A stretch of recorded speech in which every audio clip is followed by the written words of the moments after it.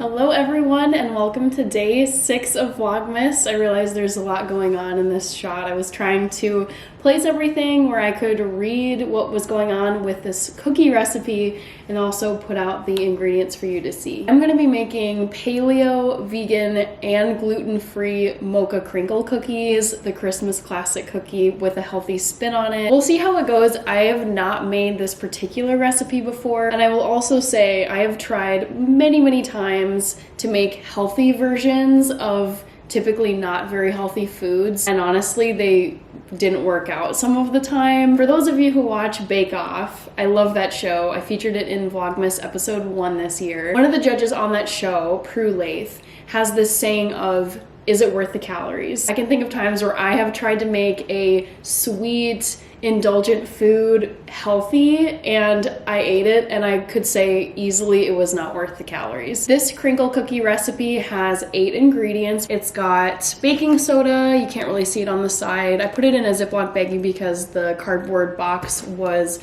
leaking a little bit. Technically, peanut butter is not paleo. I just Googled this right now. The recipe calls for almond butter, and I just love peanut butter so much, and I have this massive container of Smucker's peanut butter that I wanted to use for this recipe. It also calls for vanilla extract, cocoa powder, maple syrup, salt, hiding behind here. And then the primary flour is almond flour. Last but not least, there's tapioca flour here. Paleo diet is low in processed carbohydrates and processed sugars. Traditionally, the mocha crinkle cookies are rolled in powdered sugar. I didn't really want to buy a whole container of powdered sugar. I will say though that I have never owned this much tapioca flour. That's what the substitute is for rolling the cookies and getting that snowy look on the outside. My oven is all ready to go. I set it for 350 degrees Fahrenheit, which is the baking temperature for these cookies. I also have a baking sheet lined and ready to go at the other end of this kitchen counter. You can't see it, but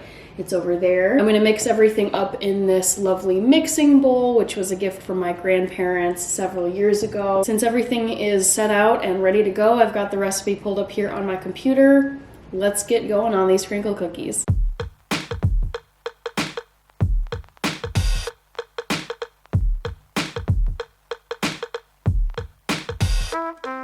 I finished the dough. It looks good, looks very cocoa-y. I haven't tasted it, but I might. I'm gonna move on to rolling the cookie dough balls and getting them on the baking sheet to go in the oven.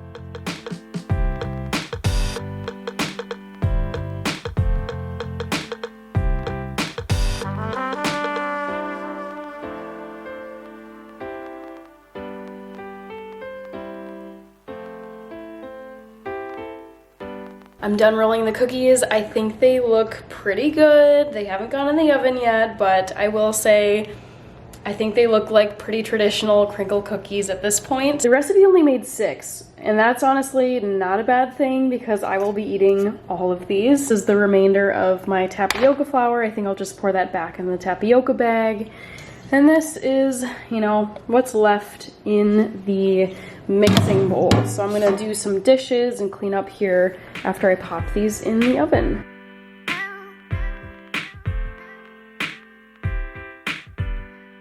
I'm loving how time efficient these cookies have been so far. I got everything cleaned up. I have about 3 minutes left on the cookies. I'll show you what they're looking like in the oven.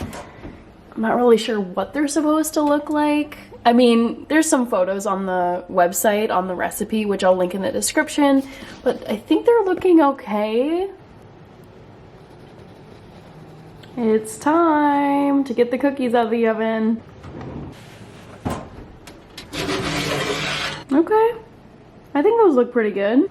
I'm gonna set them right over here. These are looking good, guys. The recipe says to leave them on the baking sheet for an additional 5 minutes to cook. I might sprinkle them with additional tapioca powder just to make them look extra snowy. I'm the kind of cook and baker where even if it looks like it was a fail, I will still try it. You gotta at least try what you made. And if all else fails, my apartment now smells like rich, lovely, beautiful cocoa. All right, it is the moment of truth. Time to check check out these lovely paleo vegan gluten-free mocha crinkle cookies. As I said before, I will link the recipe in the description box below. Please remember that I subbed in peanut butter, so technically the cookies I made here are not paleo, but the recipe is. They are nice and cool, and I'm just gonna go for this one. Ooh, I think those turned out really good. Not nearly as sweet as traditional mocha crinkle cookies because there's like a fraction of the sugar. Yeah, these are great. I would make this again for sure, and I think these would taste even better after some cooling in the fridge. So I'm gonna put the rest of these cookies in the fridge to chill and then probably eat them over the course of this week. Well, this was fun. I'm glad that, at least for me, this was a baking success and not a baking fail. In the words of Prue Leith on Bake Off, these are worth the calories. Seriously, so good. All right, I'm gonna wrap up this vlog. Glad I could take you on this little mini healthy baking journey with me, and it didn't take too long at all. Super easy. You can do this in under 30 minutes. I highly recommend. Go ahead and try out this recipe and see what you think. Thank you for watching, and I'll see you tomorrow for day 7.